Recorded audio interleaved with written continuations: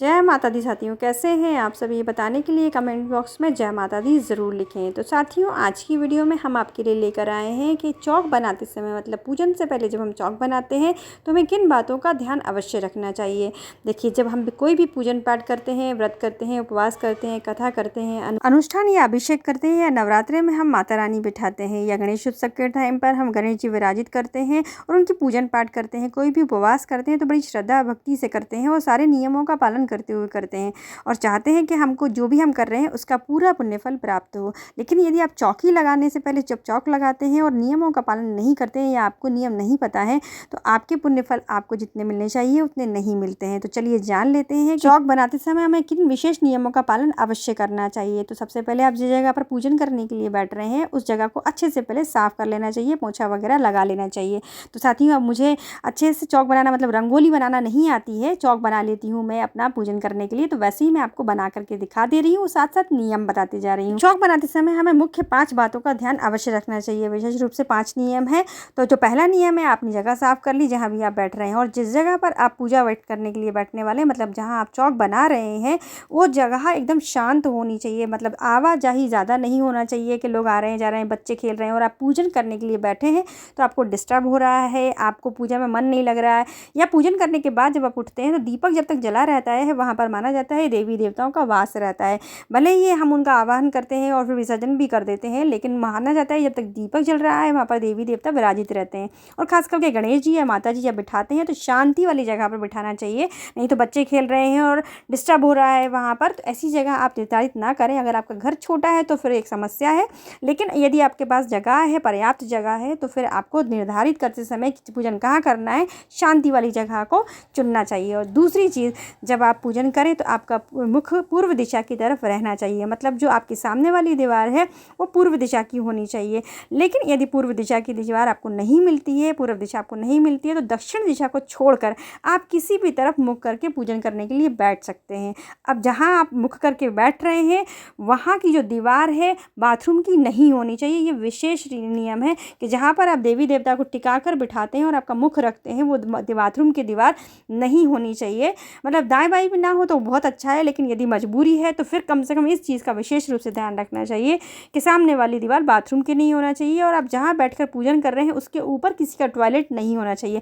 अक्सर जो लोग फ्लैट वगैरह में रहते हैं उनके संग में ये समस्या रहती है, तो अपन इन चीज़ों का आप ध्यान करें। एक बार मतलब पूर्व दिशा की तरफ मुँह करके नहीं बैठ पा रहे हैं तो दिशा दूसरी कर लीजिए, लेकिन इस चीज़ का ध्यान रखिए कि आपके ऊपर किसी का टॉयलेट नहीं होना चाहिए और जहाँ पर आप मुख करके बैठे हैं वो बाथरूम की दीवार नहीं होनी चाहिए। तो मैंने आपको टोटल अभी तक 3 नियम बता दिए हैं। पहला नियम की जगह साफ करके बैठना है, दूसरा शांति वाली जगह होना चाहिए और दिशा आपकी पूर्व होना चाहिए, और वो जो दिशा में आप बैठे हुए हैं वहाँ पर बाथरूम नहीं होनी चाहिए या ऊपर आपके टॉयलेट नहीं होना चाहिए। इन चीज़ों का आपको विशेष रूप से ध्यान रखना चाहिए।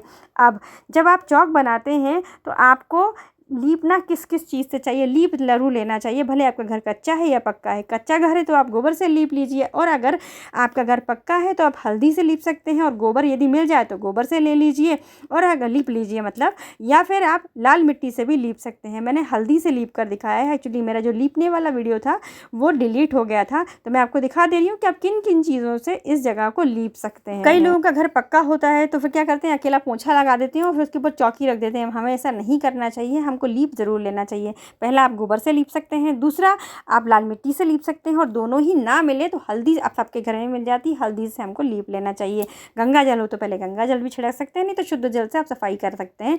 और उसके बाद में जब हम चौक बनाते हैं तो हमको आटे से ही चौक बनाना चाहिए। लोग रंगोली वाले जो कलर होते हैं उनसे बना देते हैं, उनसे नहीं बनाया जाता है पूजा का जो चौक होता है।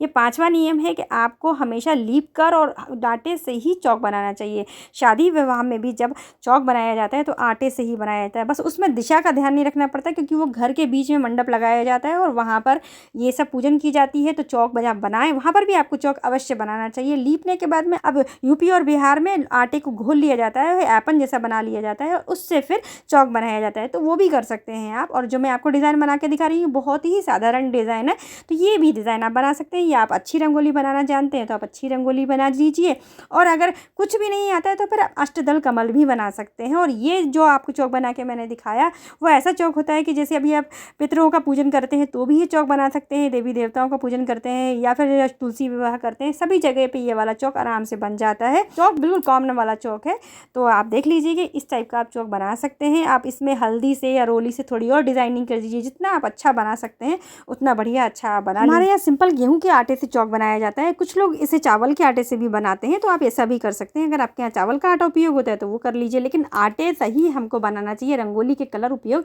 नहीं करने चाहिए। बस इन्हीं छोटी छोटी चीज़ों का आप ध्यान बिल्कुल रखिए और उसके बाद फिर आप पूजन कीजिए। अच्छा, एक चीज़ और बता देते हैं कि इसके ऊपर जो चौकी रखी जाती है उसको भी रखते समय कुछ बातों का ध्यान रखना चाहिए।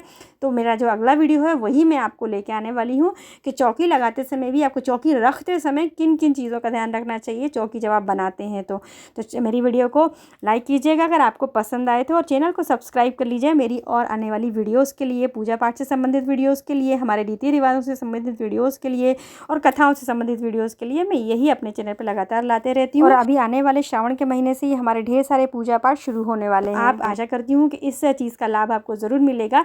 चौक आप ऐसे ही बना लीजिएगा ताकि आपको आपकी पूजा पाठ का पूरा पुण्य फल प्राप्त हो सके। तो फिर मिलते हैं अगली वीडियो के साथ, तब तक के लिए अपना और अपनों का ख्याल रखिए। सादा जय श्री कृष्णा, जय माता दी।